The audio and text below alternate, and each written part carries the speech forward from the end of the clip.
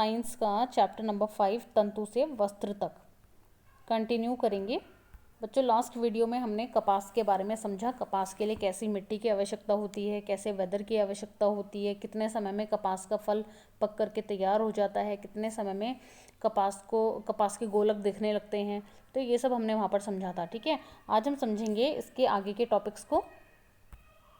बच्चों, पहले समय में क्या होता था कि कपास के जो गोलक होते थे उससे कपास को कैसे सेपरेट करते थे? हाथ से, यानी कि इस तरह से, जैसे आप यहाँ देख सकते हैं, उसको हाथ से सेपरेट किया जाता था।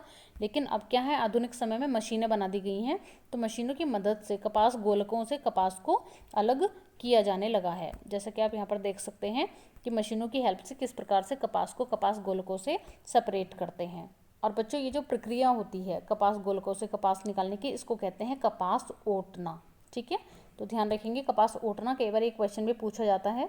बच्चों, इससे प्राप्त, इस पूरे प्रोसेस से प्राप्त जो हमने अब तक समझाया है, जो भी कपास यानी कि जो कॉटन प्राप्त होता है, उसको कहाँ कहाँ उपयोग किया जाता है? उसका उपयोग हम मैट्रिसेस में, पिलो के अंदर उसको फिल किया जाता है, क्विल्ट्स यानी कि रजाई के अंदर भरा जाता है, और कपास से विभिन्न प्रकार के कागज़ भी बनाए जाते हैं, ये भी ध्यान रखेंगे। और जो कपास का बीज होता है, जिसको बिनोला कहा जाता है, उससे तेल भी निकाला जाता है। और तेल निकालने के बाद जो अपशिष्ट यानी कि जो वेस्टेज बचता है, उसको पशुओं के चारे में डाल दिया जाता है। वो बहुत ही पौष्टिक होता है, पशुओं के लिए बहुत ही लाभकारी होता है। नेक्स्ट टॉपिक हम समझेंगे जूट, जिसे पटसन भी कहा जाता है। तो बच्चों, जूट भी एक पादप रेशा है, यानी कि पौधे से प्राप्त होने वाला जो रेशा होता है उसी को हम क्या कहते हैं? पादप रेशा। तो देखिए, आप डायग्राम देखकर ही समझ में आ जाएगा कि किस प्रकार से जूट बनाई जाती है, किस प्रकार से जूट प्राप्त होती है। बच्चों, इसको पटसन पौधे के तने से प्राप्त किया जाता है।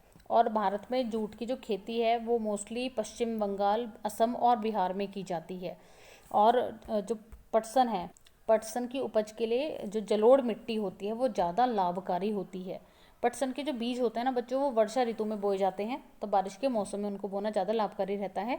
और पटसन के पौधों की जो लंबाई होती है वो 8 से 10 फीट तक की होती है, और ये लगभग 3 महीने में जाकर के काफ़ी हद तक तैयार होने लगता है।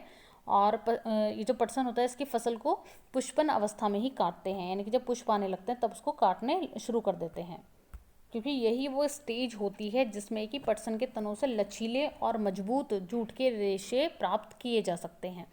यदि इस समय इसको नहीं काटा जाता ना बच्चों, तो वो कुछ टाइम के बाद बहुत ही कठोर हो जाते हैं, यानी कि जो तने होते हैं वो दृढ़ होने लगते हैं, जिससे कि जूट के रेशों का निकलना बहुत ही मुश्किल हो जाता है।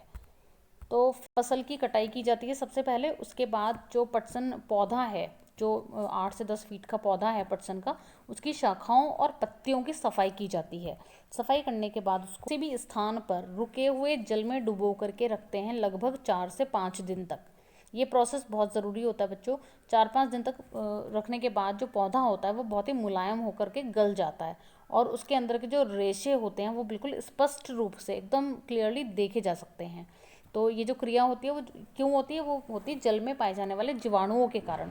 ठीक है, जल में जो जीवाणु होते हैं वो इस क्रिया को हेल्प करते हैं होने में, और इस क्रिया को कहते हैं बच्चों पटसन की रेटिंग। तो ये भी ध्यान रखेंगे कि पटसन की रेटिंग कौन सी प्रोसेस को कहा जाता है। तो इस तरह से पानी में डुबो करके रखने की जो प्रक्रिया है उसको कहते हैं पटसन की रेटिंग। फिर अराउंड 1 वीक के बाद पटसन के तनों को हाथों से झटका जाता है बहुत तेजी से, और जिसके बाद क्या होता है, जूट के तंतुओं को खींच करके उस तने से निकाला जाता है। ठीक है, और जो तने से जो जूट निकलता है उसकी लंबाई कितनी होती है? क्योंकि जो जूट का तना था उसकी लंबाई कितनी थी? 8 से 10 फीट।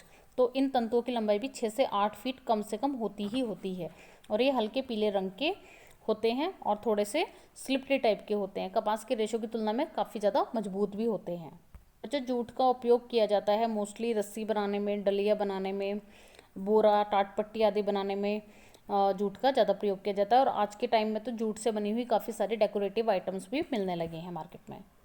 तो ये हमने समझा बच्चों अब तक पादप रेशों से प्राप्त होने वाले, पादपों से प्राप्त होने वाले यानी कि पौधों से प्राप्त होने वाले रेशों के बारे में, जिसमें हमने कपास और जूट के बारे में समझा। ठीक है, यहाँ पर हमने कपास यानी गोलक क्या होते हैं, बिनोले क्या होते हैं, कपास को ओटना किसे कहा जाता है, कपास का यूजेस क्या है, ऐसे ही जूट क्या है, पटसन की रेटिंग क्या है, पौधों की लंबाई कितनी होती है, और इसका यूज़ क्या है, ये सब हमने अभी तक समझा है। तो बच्चों यदि आप वीडियो को ध्यान से समझते हैं, देखते हैं, तो आपको ऑब्वियसली जितने भी क्वेश्चंस आपसे इस चैप्टर के पूछे जाएंगे उसके आंसर आप बहुत ही ईजिली दे पाएंगे।